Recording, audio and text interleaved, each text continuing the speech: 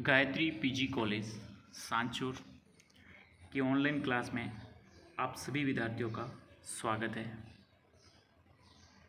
प्रिय विद्यार्थियों नमस्कार।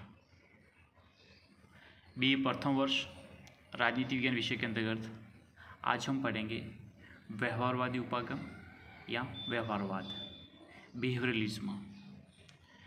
क्या है ये व्यवहारवाद, कब इसकी शुरुआत हुई, हम इसका विस्तार से अध्ययन करते हैं, समझते हैं।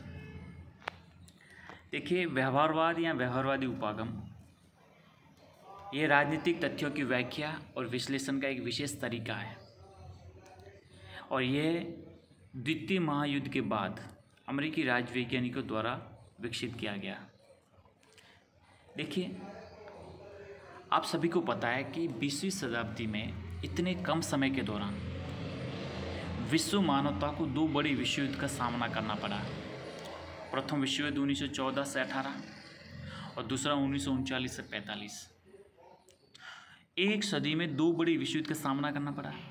और दूसरा आप देखेंगे 1929-30 का जो काल है, इसमें बहुत बड़ी भारी वैश्विक मंदी आई हुई। द्वितीय महायुद्ध खत्म हुआ तो शीत युद्ध प्रारंभ हो चुका था। अंतर्राष्ट्रीय घटनाक्रम इतना तेजी से बदला जो पिछले 3-4 शताब्दियों में इतना बदलाव नहीं आया, इतना एक ही सदी में इतना बदलाव देखने को मिलना शुरू हो गया। विज्ञान और तकनीक का इतना उन्नत तरीके से विस्तार हो गया, परमाणु बमों का इतना आविष्कार हो गया, नवीनतम वैज्ञानिक आविष्कार हुए, तो इतना सब कुछ हुआ। और जो शुद्ध विज्ञान जिसको कहते हैं भौतिक विज्ञान, रसायन विज्ञान और जो जीव विज्ञान, इनके क्षेत्र में इतनी ज़बरदस्त प्रगति आई, नए नए आविष्कार हुए, तकनीक में नए नए बदलाव हुए, परमाणु परीक्षण हुए, परमाणु बम बने, अंतरिक्ष विज्ञान में उन्नति आई। तो सब कुछ इतना बदलाव हुआ तो हमारा जो समाज विज्ञान है, जो हमारी सोशल साइंस है, जिसमें history, political, geography, economics, psychology, philosophy, sociology, ये सब्जेक्ट हैं, वो बिल्कुल ऐसा लग रहा था जैसे कट जाएंगे। हमारा कोई इस इतने बड़े बदलाव में हमारा कोई योगदान ही नहीं है। ऐसा लगा उनको कि हम अब अनुकूल नहीं रहे, हम प्रासंगिक नहीं रहे, अब हम बिल्कुल हटते जा रहे हैं, अब हमारा अस्तित्व के लिए संकट खड़ा हो गया है, हमारा औचित्य अब नहीं रहा है। तो अपने मन ही मन ये बहुत बड़ी ग्लानि महसूस कर रहे थे। जबकि आपको पता होना चाहिए कि इस दुनिया में, इस समाज में मनुष्य का जो व्यवहार है, उस व्यवहार को का अध्ययन किया जाना मनोविज्ञान में आ जाता है। हमारे समाज की जो भी स्थितियाँ बदलती हैं वो समाज शास्त्र में अध्ययन किया जाता है। राजनीतिक व्यवस्था में जो घटनाक्रम होता है वो राजनीतिक व्यवस्था के अंतर्गत किया जाता है। दुनिया को चलाने वाले जो जीवित मनुष्य हम हैं, जो एक विचारशील हैं, विवेकशाली हैं, बुद्धि का प्रयोग करते हैं, हमेशा गतिशील हैं, तो हमारा जिनसे ये समाज विज्ञान जो मनुष्यों का संचालन करता था, अब वो समाज विज्ञान तो बिल्कुल पिछड़ता गया। जो शुद्ध विज्ञान, भौतिक, रसायन, पदार्थ विज्ञान इसको कहा जाता है, इनका बोलबाला शुरू हो गया। तो हमें ऐसा लगा कि हमें कुछ करना चाहिए, हमें अपने आप को समय के साथ अपने आप को सिद्ध करना जरूरी है, अपने आप को प्रासंगिक स्थापित करना जरूरी है। तो और दूसरा सबसे बड़ी ये भी थी कि हमारे राजनीति विज्ञान के चिंतन में बात करें तो कार्ल मार्क्स के बाद में ऐसा कोई हमारा राजनीतिक चिंतक हुआ ही नहीं जो जैसे मार्क्सवादी, वैज्ञानिक समाजवाद जैसी कोई नवीनतम विचारधारा को प्रतिपादित कर सकता हो, ऐसा भी कोई नहीं। तो हमारे मतलब विशेषकर राजनीति विज्ञान की बात करें तो राजनीति विज्ञान में एक बहुत बड़ी थ्योरी का अभाव हो गया था। तो कुछ राजनीतिक चिंतक कह गया, अब राजनीति सिद्धांत का पतन हो गया, ठीक है, विचारधारा और बहुत कुछ, मतलब इतना कुछ नवीनतम कोई विषय सामग्री सामने नहीं आ रही थी, कोई नवीनतम शोध नहीं हो रहे थे, सब कुछ पिछड़ापन हो रहा था। तब क्या करें क्या ना करें, तो हमारे कुछ राजनीतिक चिंतक जो अमेरिका में बैठे थे, जो शिकागो विश्वविद्यालय में बैठे थे, तो उन्होंने सोचा कि क्यों ना हम हमारे विषय वस्तु में कुछ बदलाव करते हुए हम भी जिस प्रकार से शुद्ध विज्ञान हो रहे हैं, फिजिक्स, केमिस्ट्री, बायोलॉजी, उसी प्रकार से हमें भी कुछ उसी तरह से कुछ नवीनतम मूल्यों, मतलब माफ कीजिए, मूल्य बिल्कुल स्वीकार नहीं करता व्यवहारवादी, तथ्यों की व्याख्या करें, कुछ एनालिसिस करें, विश्लेषण करें, हम कुछ सांख्यिकी पद्धति, गणितज्ञ मनोवैज्ञानिक, इन सब का कुछ नवीनतम करके हम भी अपने विषय का, हम भी अपने आप को समय के साथ बदलती हुई परिस्थितियों में अपने आप का औचित्य या प्रासंगिकता सिद्ध करें। कुछ तो करना चाहिए। तो उन्होंने क्या कि ताकि अब हम पिछड़े नहीं, हमें कुछ करना जरूरी है। तो अब ये जो इन लोगों ने जो विचार हुए, तो वैसे शुरुआत में देखें तो 1920-30 में ये शुरुआत हो चुकी थी। जैसे ग्राम वालासा, A.F. बेंटले हैं, चार्ल्स मेरियम है, जैसे महान विद्वानों ने इसके संबंध में कुछ कहा था कि हमें अब परंपरागत विषय से हटकर कुछ नया करना चाहिए, क्योंकि अब समय की मांग है, समय बदल चुका है। अब हम मूल्यों के आधार पर नहीं चल सकते, हमें कुछ नवीनतम करना पड़ेगा। जो अन्य विज्ञानों में जो प्रगति हो रही है, ऐसा हमें भी कुछ नया कदम उठाना चाहिए। तो आप देखिए कि विशेषकर सेकेंड वर्ल्ड वॉर के बाद अमेरिकी राजवैज्ञानिकों ने, ध्यान रखना है व्यवहारवादी अमेरिकियों की ध्यान है, तो व्यवहारवादी जो हैं वो अमेरिकी राजवैज्ञानिक थे, उन्होंने ये विकसित किया। फिर भी अगर इसको अपन ऐतिहासिक पृष्ठभूमि में जाएँ, इसकी जड़ों में जाएँ, तो आप देखेंगे कि लगभग प्रथम विश्व युद्ध के आसपास जो हमारे राजनीतिक चिंतक थे ग्राम वालास और A.F. बेंटले, इनकी रचनाओं में इसके संबंध में कुछ अपन को उदाहरण दिखता है, कुछ हमें झलकियाँ मिलती हैं, जो बिल्कुल चाहते थे कि हमें कुछ बदलाव करना चाहिए। ठीक है, और ये उपागम है वो राजनीति विज्ञान के संदर्भ में मुख्यतः अपना ध्यान राजनीतिक व्यवहार पर केंद्रित करता है। अपना पूरा ध्यान किस पर केंद्रित करता है? राजनीतिक विज्ञान पर केंद्रित करता है। समझ गए आप? किस पर? राजनीतिक विज्ञान पर, माफ कीजिए, राजनीतिक व्यवहार पर पूरी तरह से ध्यान केंद्रित है। मनुष्य का व्यवहार किस प्रकार से बदलता जा रहा है, व्यवहार का अध्ययन करने पर ये पूरी तरह से केंद्रित है। और इस बात का प्रतिपादन करता है कि राजनीतिक गतिविधियों का वैज्ञानिक अध्ययन व्यक्तियों के राजनीतिक व्यवहार के आधार पर ही किया जा सकता है। कि जो भी राजनीतिक गतिविधियाँ होती हैं, उन राजनीतिक गतिविधियों का जो अध्ययन है वो उसको वैज्ञानिक पद्धतियों के माध्यम से अध्ययन किया जाए। व्यवहारवाद अनुभवात्मक और क्रियात्मक है। इससे व्यक्तिनिष्ठ मूल्यों और कल्पनाओं के लिए कोई स्थान नहीं है। जो परंपरागत राजनीति विज्ञान में जो मूल्यों, आदर्शों, कल्पनाओं को जो स्थान था, ये बिल्कुल स्थान नहीं देता है, उनको नकारता है, उनको बिल्कुल उनके अस्तित्व को स्वीकार नहीं करता है। बल्कि ये तो अनुभवात्मक और क्रियात्मक, जो अनुभव से प्राप्त होता है, जो करके सीखते हैं, क्या है, क्यों है, कैसे है, इस बात पर बल देता है, न कि इस बात पर कि क्या होना चाहिए, इस पर बिल्कुल नहीं। ये है क्यों है, कैसा है, किस प्रकार से है और क्यों है, ये सभी बातों पर बल देता है, जो अनुभव से है, सीखता है। और जो क्रिया प्रतिक्रिया से जो रिजल्ट मिलता है, उस पर ये पूरी तरह से निर्भर है। कौन? व्यवहारवाद।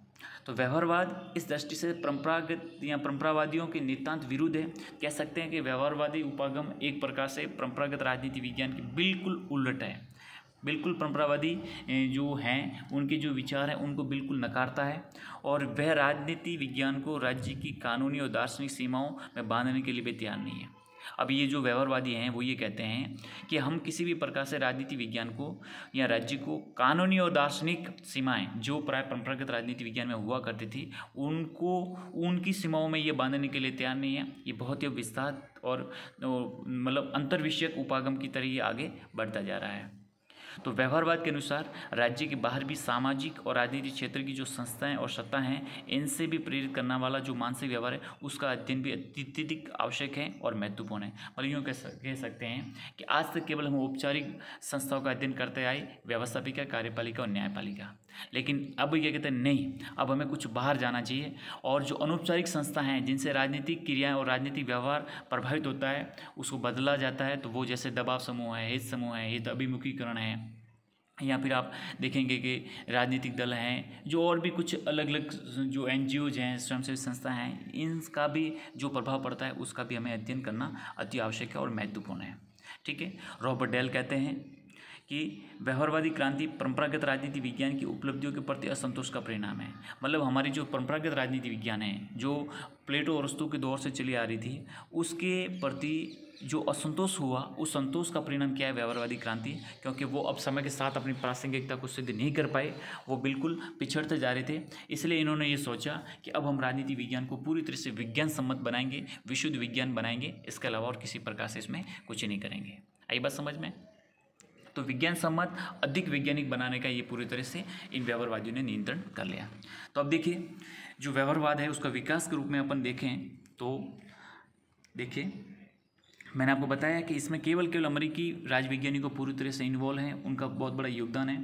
तो आप देखिए कि व्यवहारवाद का ऐतिहासिक विकास संयुक्त राज्य अमेरिका में राजविज्ञान के यथार्थवादी अनुभववादी अध्ययनों के साथ जुड़ा हुआ है।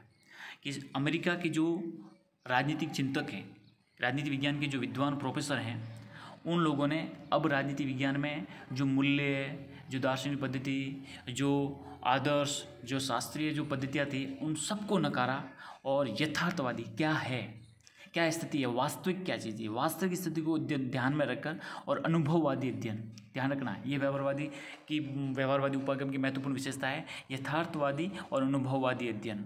मतलब जो है वो ही करना है, हमें कल्पनाओं का सहारा नहीं लेना है, हमें आदर्शों का सहारा नहीं लेना है, हमें क्या होना चाहिए इसका सहारा नहीं लेना है। अब हम देखेंगे क्या है, क्यों है, कैसे है, इस प्रकार का अध्ययन करना और अनुभव से जो प्राप्त रिजल्ट होता है, जो हमें निष्कर्ष निकलता है, उसी का अध्ययन करना है, इसके अलावा कुछ नहीं।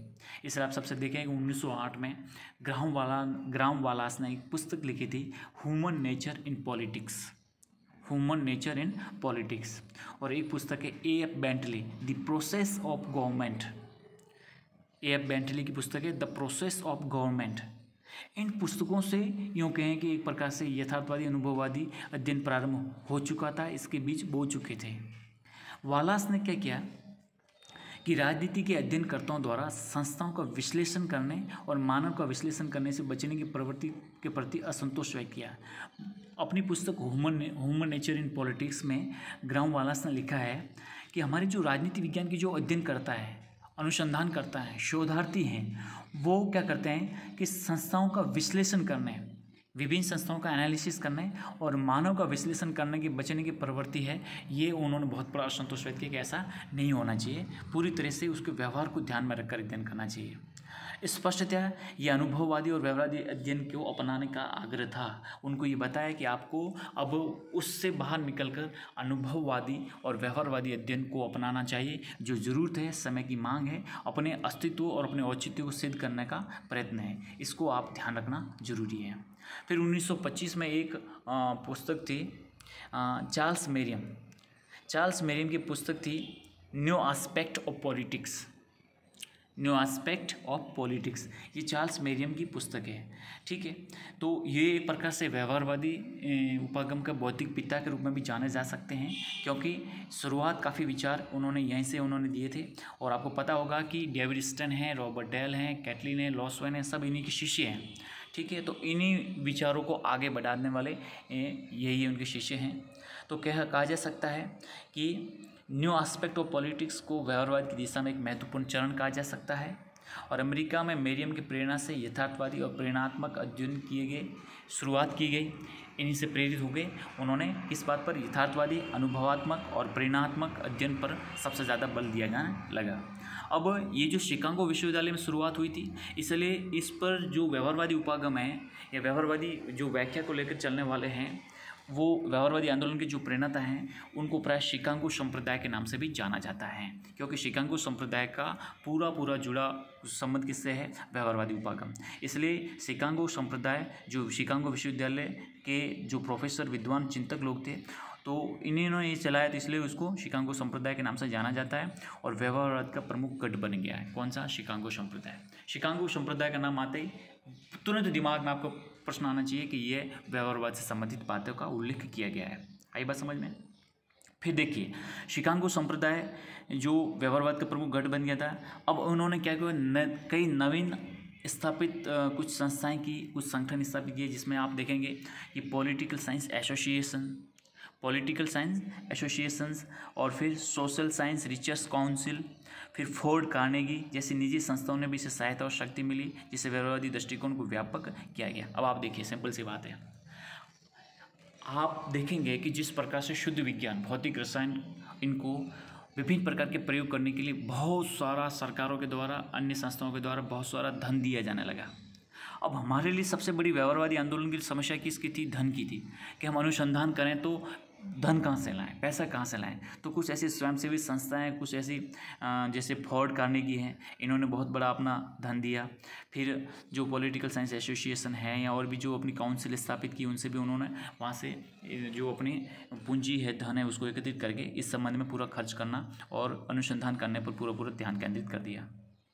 अब अमेरिका में व्यवहारवाद एक बौद्धिक क्रांति के रूप में, एक प्रभावशाली आंदोलन के रूप में धारण कर चुका था। अमेरिका के शिकागो विश्वविद्यालय के शिकागो संप्रदाय के नाम से पूरे विश्व में इनकी प्रसिद्धि हो चुकी थी और ज़बरदस्त तरीके से अपना काम शुरू किया। एक बौद्धिक आंदोलन, बौद्धिक प्रवृत्ति और प्रभावशाली आंदोलन के रूप में अपनी इमेज को क्रिएट कर चुका था और इस संबंध में इस विचारधारा, व्यवहारवादी विचारधारा को लेकर इसका प्रतिनिधित्व करने वाले अनेक शोध पत्र भी प्रकाशित हो रहे थे ज़बरदस्त तरीके से। और जैसे उसमें से प्रमुख नाम है public opinion, quarterly world politics, American behavioural science, behaviour science इत्यादि खूब सारी जर्नल्स थी जो जिनमें विभिन्न प्रकार के शोध पत्र प्रकाशित हो रहे थे। और वहाँ की समाज विज्ञान शोध समिति ने राजनीतिक व्यवहार और तुलनात्मक राजनीति पर 2 समितियों का गठन किया। एक राजनीतिक व्यवहार और तुलनात्मक राजनीति, इस प्रकार की 2 समितियां बनाई गई। किसने बनाई? समाज विज्ञान शोध समिति ने। और इन सभी में सबसे प्रमुख जो वैज्ञानिक, राजनीति वैज्ञानिक जो अपना योगदान दे रहे थे उसमें थे डेविड स्टन, Lasswell, Almond Coleman, Heinz Eulau, Deutsch, Edward Shils, Powell जैसे प्रमुख विचारक इनके साथ थे जो रात दिन इसके प्रति पूरा अपना अनुसंधान शोध कर रहे थे कि किस प्रकार से राजनीति विज्ञान में कुछ नवीनतम लाया जाए, कुछ नया कुछ किया जा सके। तो ये पूरी हमने आपको व्यवहारवादी क्रांति, व्यवहारवादी आंदोलन के प्रति जो उपागम में जो शुरुआत हुई, क्या कारण रहे, उसका उदय किस प्रकार से कहाँ हुआ, इसके बारे में हमने कुछ तथ्यात्मक जानकारी प्राप्त की।